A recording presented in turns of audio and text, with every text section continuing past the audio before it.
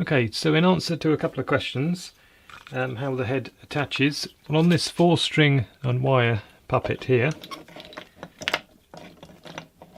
I push his head up, you'll see we've got a hook on the end of the neck. Now the neck obviously is part of the body shape here, so it's all one piece. There's a screw eye in there, and the rod that controls the puppet comes through the head,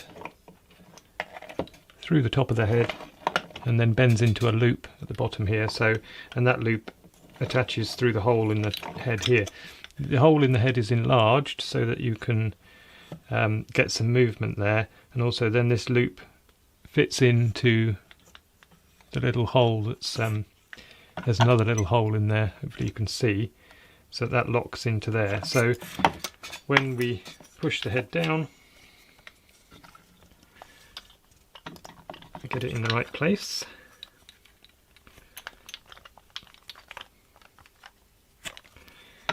we can lock the head into position, and that's how we get the movement for our puppet, and that gives us the head movement that we need. Tilt forwards and backwards, left and right. So that's for the 4-string puppet. Now if you're creating a head with a separate neck piece, this is one way to do it. There are many different ways of doing almost every joint on your marionette, but this is one way, and this is one way I like to do it.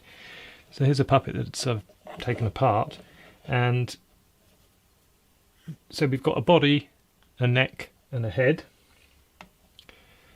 and through the neck we've got a cord. It's a stiff cord, so if I remove this pin,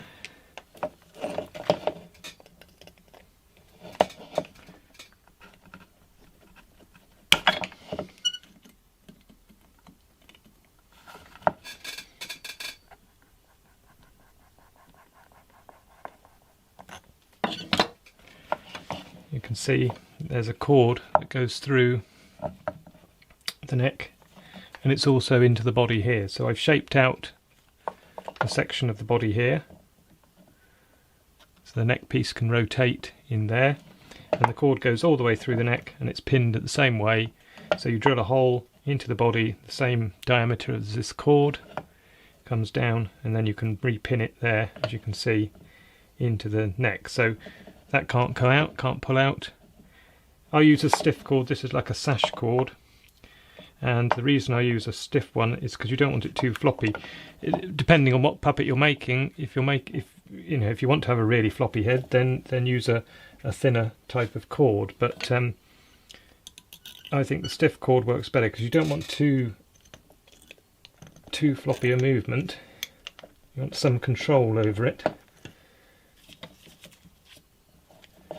So if I put this pin back in,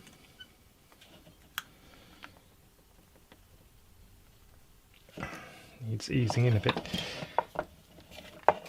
So that's now attached in the same way through the top of the head. If you see, hollowed out in the head there, so we've got a slightly bigger circular shape, or domed, hollowed out dome shape. So that then gives us the movement that we need. So the head can move to about there, to about there. The stiffness of the cord will lock up at a certain point. You probably could force it round further, but that's where it starts to get stiff. You've got head tilt up and down, so you've got all the movements that you're really going to need just with a simple cord running through the neck.